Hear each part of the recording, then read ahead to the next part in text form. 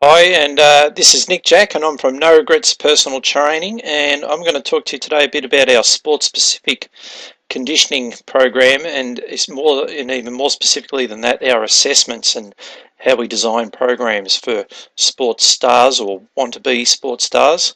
Yeah, so let's get into it. All right, so the purpose of sports conditioning is really a misunderstood topic, this one about how to strength train and or just conditioning in general. But firstly, to understand what you need to do or the purpose of what you're trying to achieve in the gym is understand that the sport is a game of mini battles, and they're unpredictable, demanding quick decisions, abilities, or more than several at once, to move explosively in any direction, usually within short distances and typically utilizing every single muscle and joint in the body all in a split second.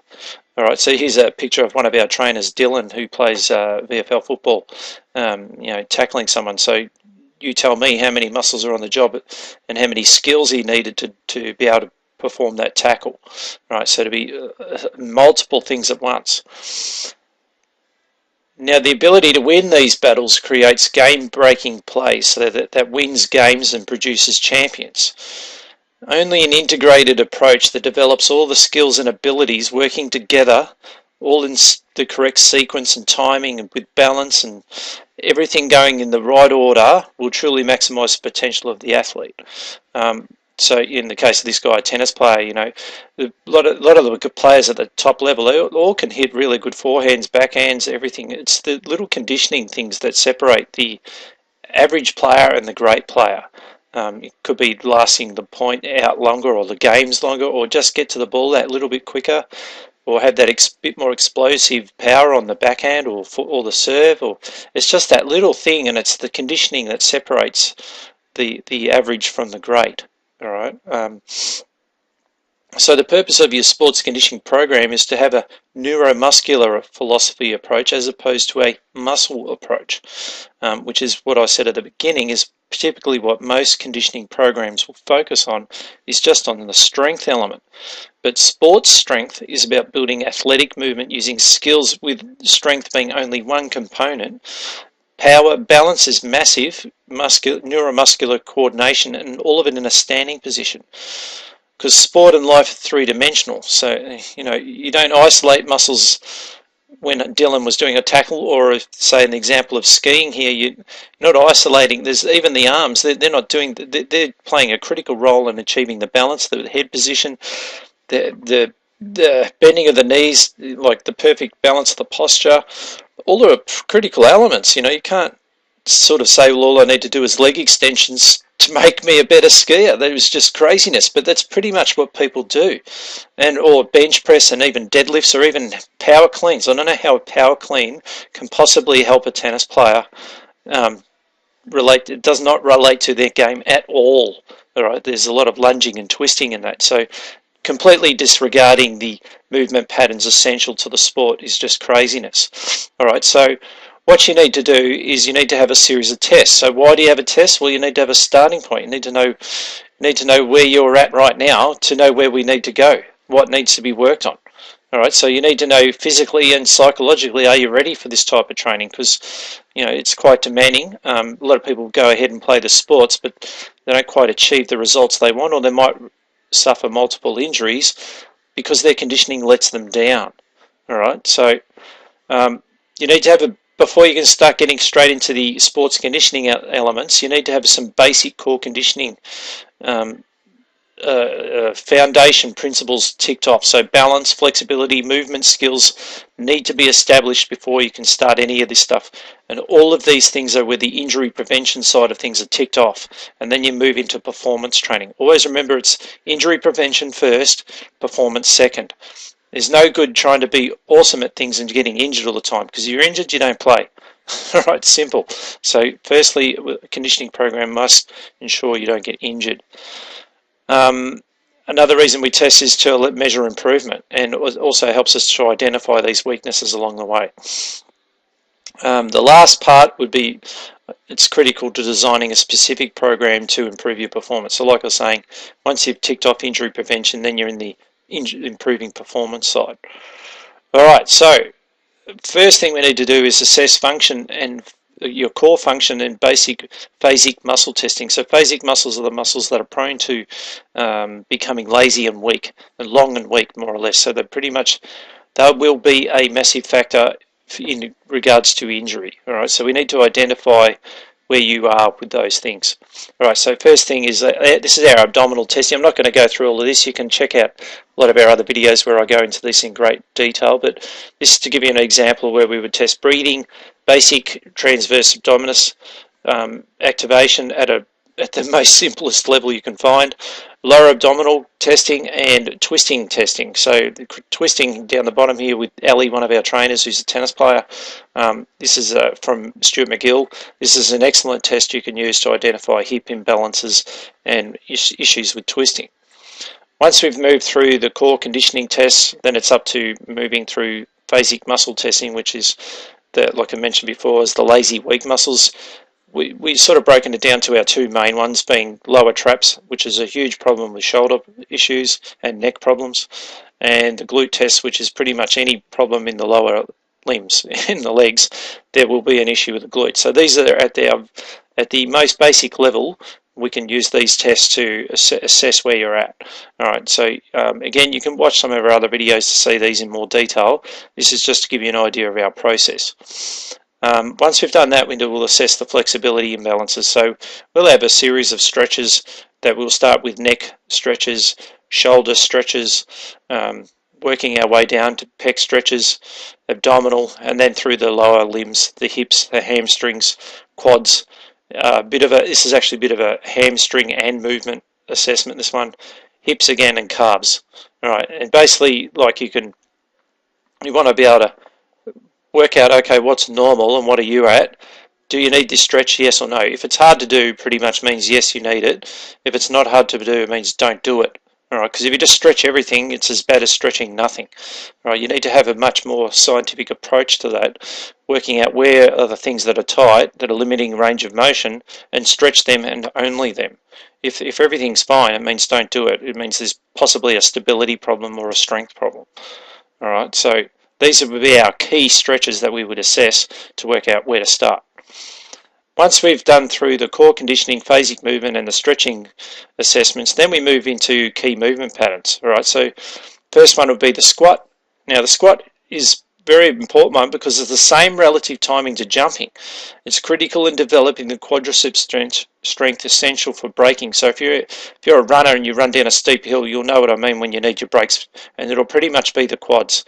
The quads are like the real important set of muscles here that will apply those braking skills that you need for change of direction, but also preventing injury.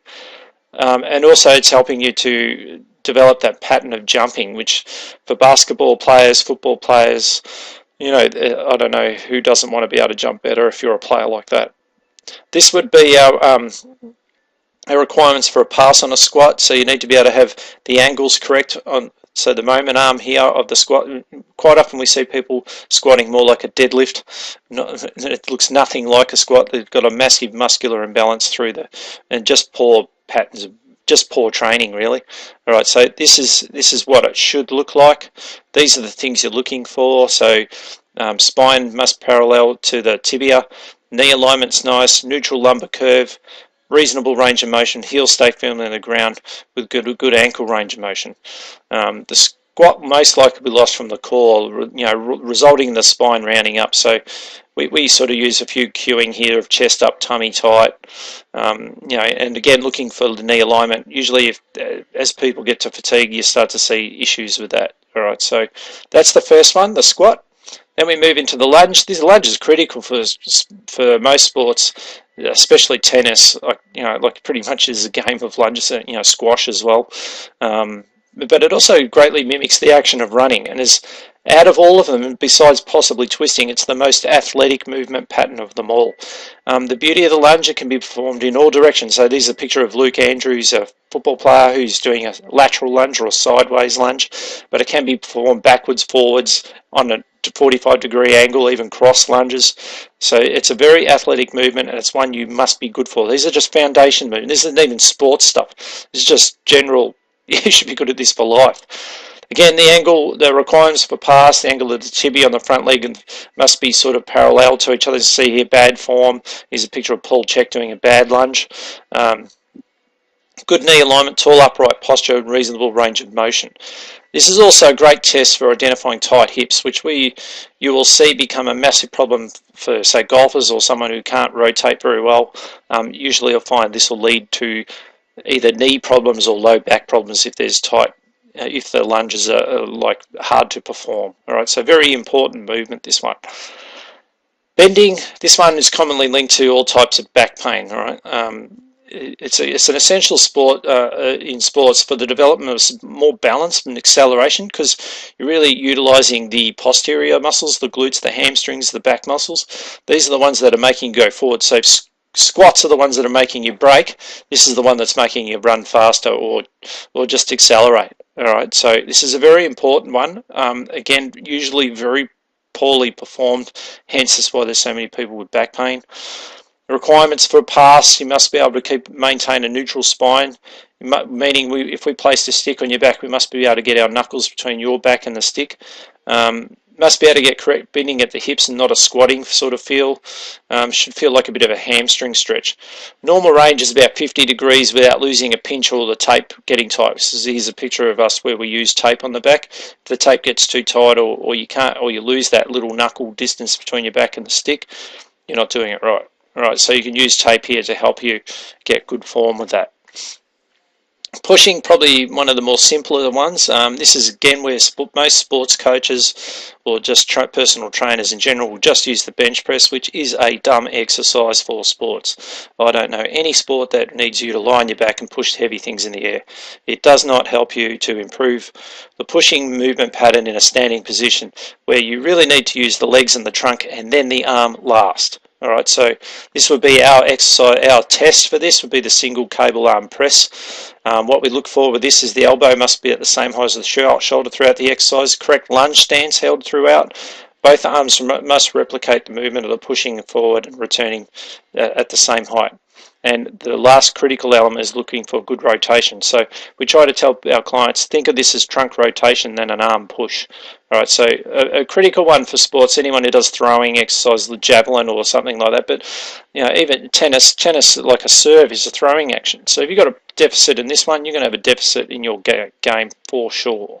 All right, so a critical one, if you have shoulder and neck problems, you need to get this one looked at and sorted out, because you've probably got an issue with it.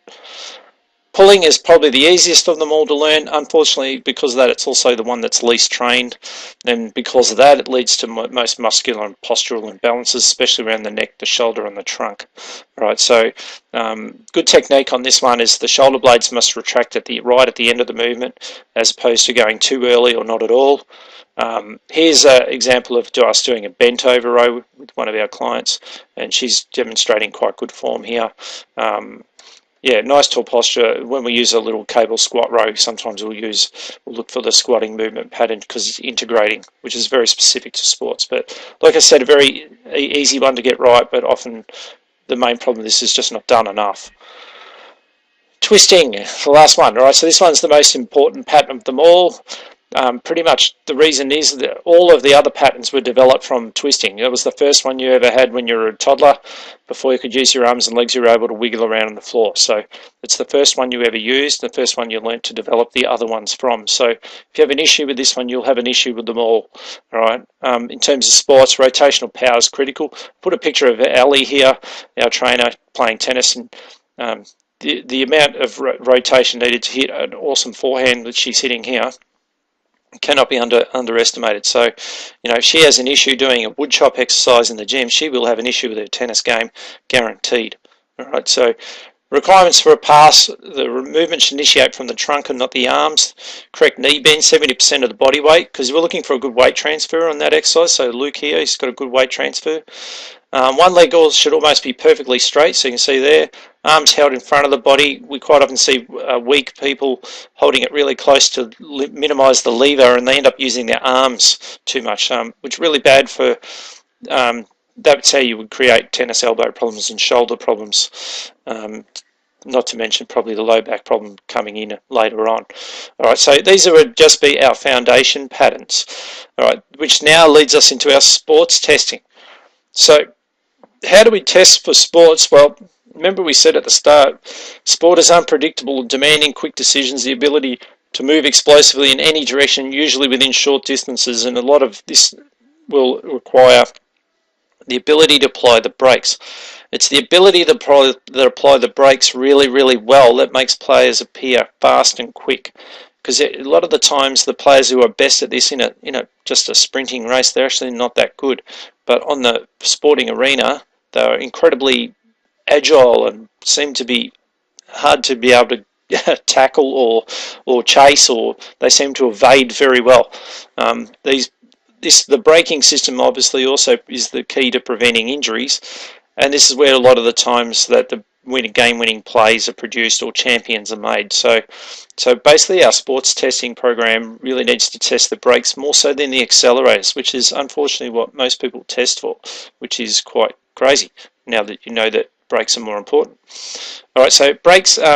I learnt this method from Twist Conditioning, who I regard as the world leaders in sports conditioning. If you haven't checked them out, go and Google Twist Conditioning. Got thousands of videos on their YouTube channel, and they got some awesome courses, which I've done many of.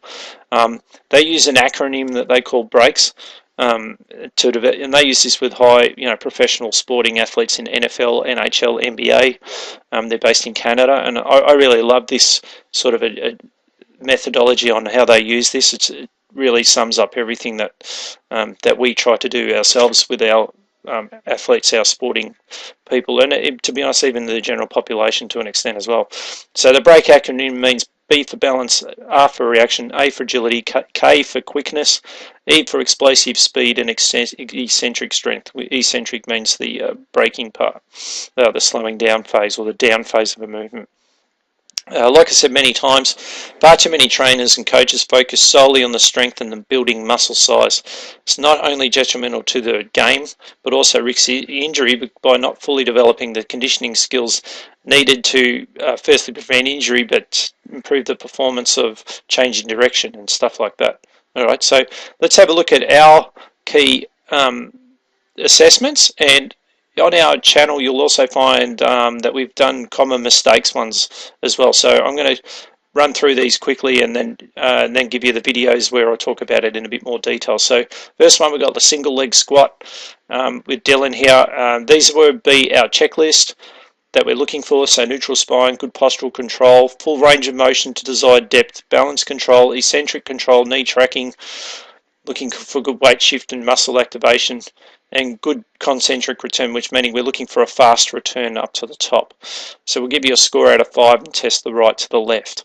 All right, so we'll have a look at Dylan do that one. All right, here's another one of our assessments from our sports program, and Dylan here is going to demonstrate the single leg squat. The single leg squat be the king of the exercises for developing glute strength.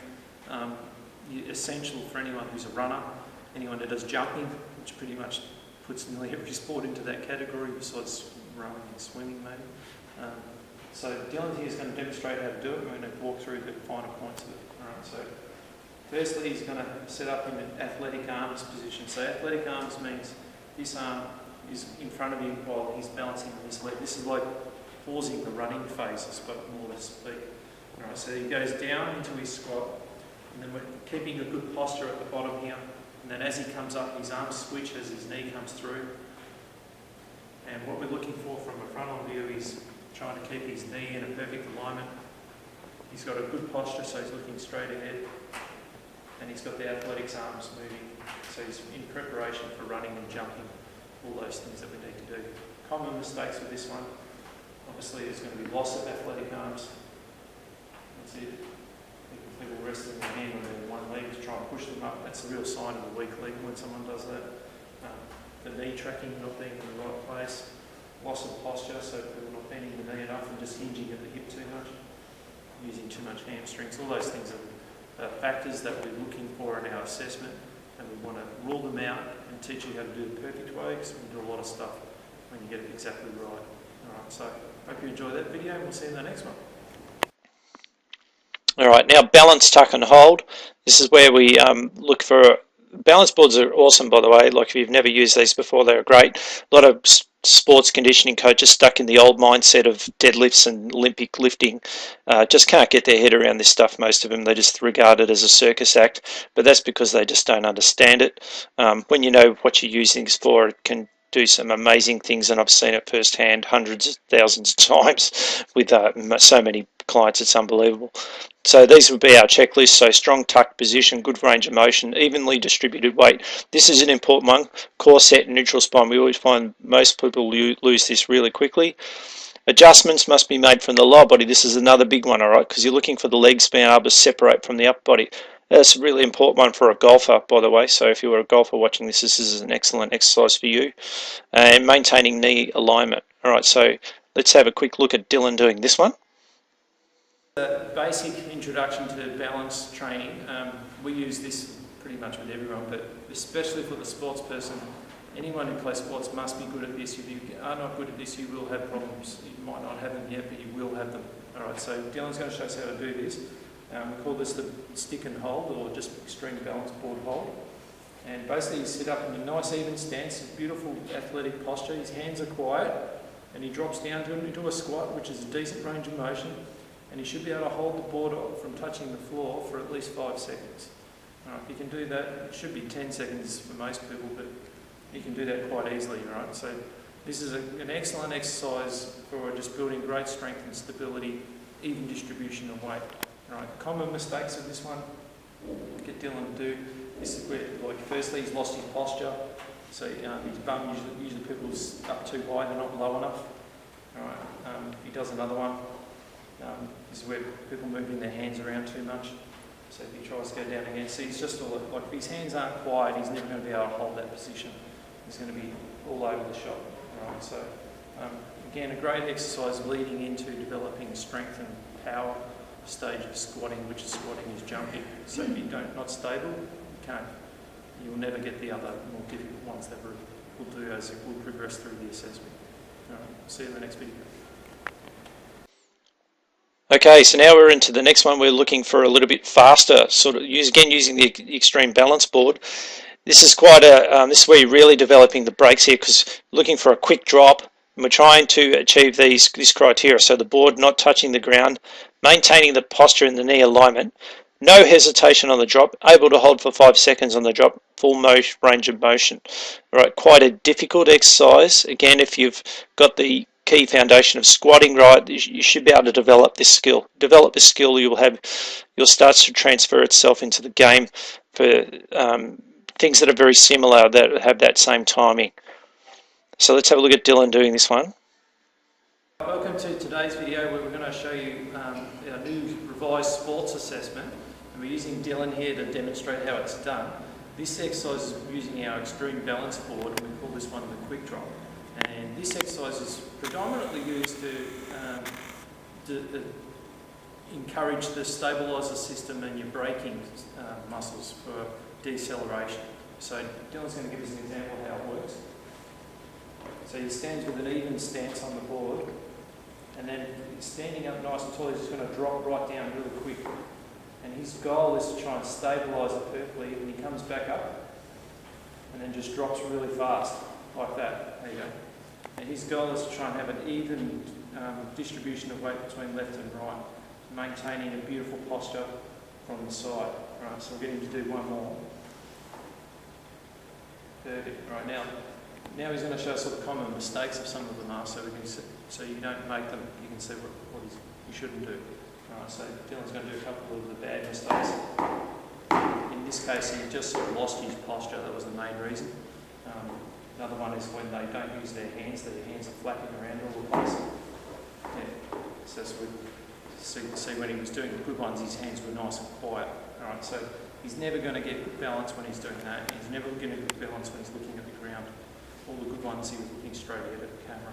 All right, so this is an excellent exercise to build braking skills for a sports athlete who wants to change direction really, really quick. All right, so I hope you enjoyed that video, and we'll see you in the next one. Okay, next one we've got Ali here in this one, where we're doing dynamic coupling lunges. So can't Coupling just sort of means quick transition time, so like plyometrics more or less, sort of like as soon as you're hitting the ground, jumping back off again. So it's a quick sort of acceleration, brake, like within a split second. So the criteria we're looking for here: explosive takeoff, use of athletic arms. Athletic arms you'll see this in a lot of our tests, comes up quite a lot. Now we find people with coordination issues just don't quite understand the contralateral use of the arms. So we're looking for this all the time because it has a key role to play. Feet land at the same time, land in a perfect lunge, maintain posture and knee alignment again. All right, so you can see the things we're looking for are agility, explosive speed, eccentric strength. These are a difference to the other ones. We're looking for reactions and balance and things like that. So it's a different skill altogether. So let's have a look at Ali doing this one. So here's our next video, which from our sports assessment, and this one's like quite a common one in some gyms. Some people love to do this one. It's a dynamic coupling lunge. This does a lot of things, builds a lot of strength into the glutes, which anyone who does running or sports needs a lot of that. But it builds a lot of extra abilities. Firstly, with the takeoff, so you need a bit of power, but more so in the landing, you need to be able to brake. So braking is the key, and you'll find that we'll be saying this all over and over and over in all of these assessments. The braking is the essential part because it's where you prevent the injuries, but you build the skills for change of direction and quickness and reactions. All those things that you need to be awesome at in sports, the things that make you look faster than what you really are. So Ellie's going to demonstrate how to do this. She's going to do a few good ones for us. So she needs to have her athletic arm position, a beautiful lunge starting point, and then she's going to jump straight up and land both feet at the same time. And get her to do quite a few, so you can get an idea of looking at her perfect posture, and feet landing identically at the same time. Now, last one. Now we'll get her to do a couple of dodgy ones, and we'll get to show you the common mistakes that we see. And there's quite a few of them on this, as you would imagine, because it's so many moving parts. All right, so Ellie's going to do a couple of the mistakes, and you'll see firstly here she's got her arms the wrong way. She hasn't got the athletic arms, they're not contralateral. All right, and then she's going to do a couple for us, and we'll see what happens. You'll see loss of foot position there, and again, knee alignment. Hands up, lost her athletic arms already. Now losing the timing, so feet are sort of going like that instead of that all at once. Losing posture, looking at the floor. Alright, so we could keep going and going with this one, but you get the idea that she needs to keep posture, athletic arms, perfect timing to execute it exactly how it should be done. Alright, so anyone who plays tennis or football or anything should be doing this one. Alright, so I hope you enjoyed that. We'll see you in the next video. Okay, lateral bounce. So now we're starting to move out of like moving in a straight line and moving sideways. So again, this is a sort of an area that most people don't train that at all, and if they do, it's usually very poor. So quite a simple test, this one. In this test, we sort of look for a distance of how far you can go without losing the criteria. Remember, you must get a score out of 5 to pass these tests. So balanced athletic takeoff position, triple extension, achieved during jump. So triple extension means extending from ankle, knee and hip all in the right order at the right time. Use of athletic arms, so you can see that again that's come up. Triple flexion when landing, so that's the opposite of the triple extension, so it's making sure that you can land in a perfectly balanced position, and control of the balance on a single leg. So, and this one's testing explosive speed because it needs that to jump. Agility, which is very much because of the lateral movement, and eccentric strength. So this is a critical one for injury prevention as well. So let's watch Dylan do this one.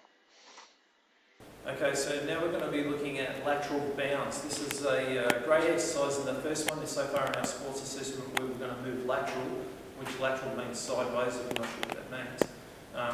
Nearly any sports player spends entirely their time running sideways, hardly ever do they run forwards like a distance runner. Alright, so again, we're looking for acceleration and power to explode, but we're looking for the braking skills more importantly, because that's probably where he's going to make all these mistakes. So watch Dylan do a few.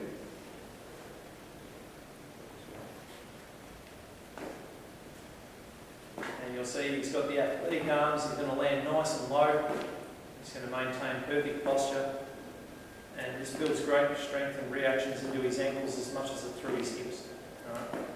Now forget him to do a couple of dodgy ones, so you can see the common mistakes. Common mistakes, he's lost athletic arms there. Losing posture straight away, looking down at the ground, not keeping his leg alignment, not even moving his arms at all. So you can see there's a lot of things, again, there's a lot of moving parts in these exercises, but this gives you an idea of like how this one just at a very basic form will help you to build those reaction skills and the agility to move sideways really, really fast. All right, so hope you enjoyed that one. We'll see you in the next one. Okay, hop and Bosu land is our next one. So this is our 6th test. So again, use of athletic arms is critical here. Explosive takeoff, landing with bent knee, sticking landing for 3 seconds, maintaining posture and knee alignment. So again, we're testing explosive speed, balance and agility. All right, so again, we're looking for 5 out of 5 on all this. And yeah, let's have a look at Dylan doing this one. It's probably one of my favourite ones, this one. Quite a difficult one if you don't have much coordination or skill on one leg. All right, welcome back. Now we're really moving right along into the real complicated exercises in our sports assessment. And this one is the Bosu hop and land. Again, this one has a lot of acceleration and power at the beginning, but at the end of it, it has a lot of deceleration and braking skills. This one's highly coordinated. Even for Dylan, he's done this thousands of times, this one still, you can make a lot of mistakes. So it's a very difficult exercise, but if you can master it, you're well and truly there to be able to have incredible skills as a sports star. Alright, so Dylan's going to show us how it's done. Again, he sets up in his athletic position off a one leg stance, and then he's going to explode, and he's stuck that one perfectly. So his goal is to stick the landing in a nice low position, maintaining his posture, keeping a nice athletic stance all the time with his arms. So we'll get into one more real good one for us. Beautiful. Alright, now we're going to see a couple of the common mistakes. Now the first one we see is people landing high, not landing low with soft knee. Alright, so we'll get down to show us the typical mistake. So it's like almost like a legs locked right out. Other one is where they lose their posture. So they'll try and land low, but they just lose their posture, they don't bend their knee enough. Another one is no athletic arms. So got the arm in the wrong position to start with. It just goes bad from there, and they're swinging their hands all over the place. Never going to happen. All right. So these are the things we're looking for in our assessment, and and we'll use exercises and the test itself to help you overcome that and build the skills in to become better than ever. Alright, hope you enjoyed that. We'll see you in the next video. Okay, we're moving into the last couple now. So we've got the medicine ball squat, press and throw. So we've got Ali in this one. This one's got very much an explosive one, but it hasn't a critical element of the landing. So basically, like this is our criteria: core set, neutral spine, chest up, triple flexion achieved on the landing, explosive concentric phase up, triple extension to throw. Even force distribution with arms, so the path of the ball, so you want to make sure that it goes in a straight line and not out to the left or the right, which we commonly see with people who are too one-side dominant. Speed of the movement, we're looking really fast, and then we're also looking to measure the distance of how far that she throws it. All right, so very much explosive speed with a bit of agility. All right, so let's have a look at Ali doing this one. Quite a fun one, this one. All right, welcome back to our sports assessment, and we're moving right through all the assessments now. This one is where we're going to start to include a medicine ball, and this one is a really dynamic one where we're starting to get some arms into it. So far we've just really used mainly legs. Now we're starting to build in some integrated movement. This one really builds at the beginning huge explosive takeoff, acceleration, but it finishes again with the braking and deceleration skills where you're going to build a lot of your injury prevention and your strength. All right, so a lot of moving parts here, so why we need a video. So Ellie's going to do a couple for us, and we're going to have a look at how it's done, and then we'll talk about some of the common mistakes. All right, so she's going to bend over to pick up the ball, and it's all going to be done all in a split second. All right, so her goal is to do this as quick as she can. All right, so let's watch her do one.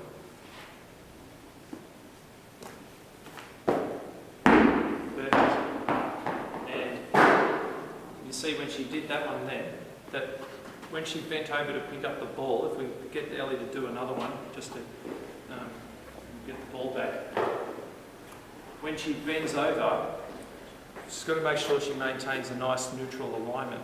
All right, so the common mistakes we'll see if we see Ellie do this again. Yeah, so a common mistake would be she bending over like poorly and losing her posture. So if we see her do a good one, if she's doing it, see she'll maintain that nice athletic position, and she's got a really good position here to explode from. Where in the poor position, she's got no ability to explode from anywhere except through her back. So if you want to explode through your back, go ahead and do it that way, but that would not be wise. All right, so if we watch her do the throws, I can't slow this down for you, so when the throw, she's got to real pick it up and go straight into a pushing action. So let's watch this one. Beautiful, and we're going to hold her in position there for us. So when she lands, she's landing in that perfect squat position there. So you can see like this is almost identical to the one at the beginning, but this one she's looking straight ahead with the one before she's looking at the ground. Alright, so a great exercise that, like we said at the beginning, building explosion, but building the skills to land, and that's really where you want to have more of an emphasis on. Alright, so anyway, I hope you enjoy that video, and we'll show you another one in the next one that's a little bit different again. Okay, now we're up to the last one, well, one of the last ones actually. So this is the sergeant test, very simple exercise for vertical leap. Pretty simple, and we do this one off one leg, not two legs, because hardly any sports do you ever jump off two. So we deliberately do it off one, and we do it on a contralateral, so meaning that Dylan's going to jump off his right leg and reach with his left hand. All right, because that's how most people would, in most sports, you would do it exactly that way. All right, so let's have a look at Dylan doing this one.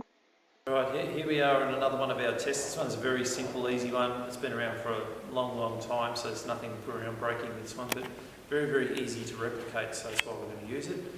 So this is the sergeant jump, where we're going to measure the vertical height of Dylan's jumping ability.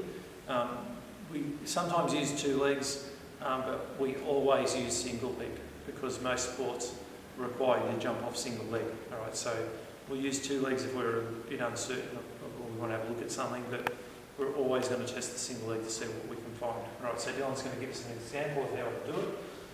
So basically he's going to be in his athletic stance, and he's just going to explode up and touch the wall as high as he can.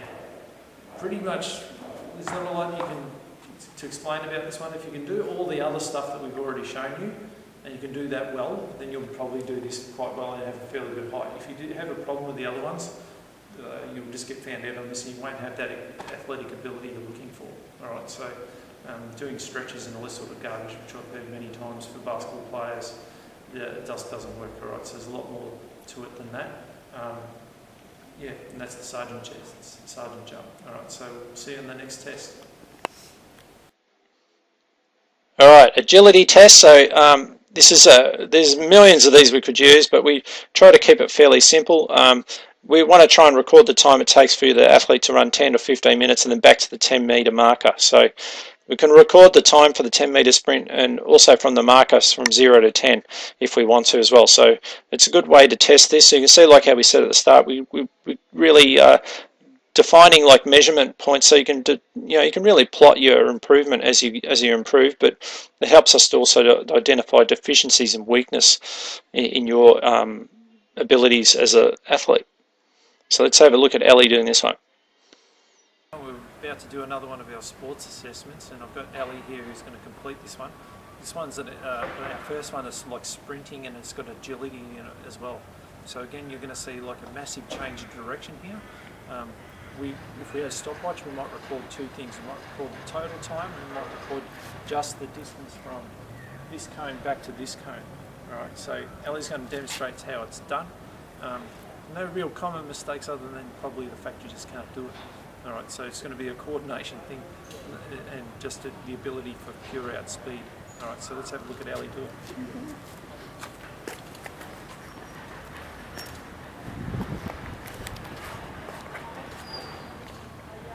All right, ready, set, go. Beautiful. And you can see there the change in direction is the key to this part, and that's again what we want for most sports. And we have an exact measurement here that we use that, so we can retest it every time. So make sure when you're doing it that you have something that you can always replicate exactly, otherwise the timing might be out. Alright, so I hope you enjoy that one, and we'll see you in the next video. Alright, last one, very simple one, 20 to 40 metre sprint test. there's nothing really much to say here. You just really got to determine which is more relevant for your sport, 20 metres or 40 metres. Probably most sports these days are maybe 20 metres, but you might even do both. And really simple, all you need to do is just record the first time trial to the second time trial. Running technique becomes an issue here, but I won't go into that in this video for the sake of the length of it. But yeah, pretty simple one, you get the idea of that. All right, so in conclusion, you're trying to train movements and not muscles. You want to make sure you got tests so you're assessing and you're not guessing about what to design in your program. So whatever you're not doing well, the program needs to be built around that to make that weakness a strength. Before you can go straight into sports skills, you need to make sure the foundation skills are in order. When you're moving into the sports thing, you try to develop your breaks. All right, so you're always looking for things that are trying to improve that. And then continue to improve your skills that are similar to your sport. So work out what you need in your sport in terms of patterns of movement, and that's how you help you design the exercises and build the program what's more specific to you. For more information, go to our website www.noregretspt.com.au, and I'll see you on the next video. And I hope you enjoyed that and gives you a bit of an idea on how we design sports programs.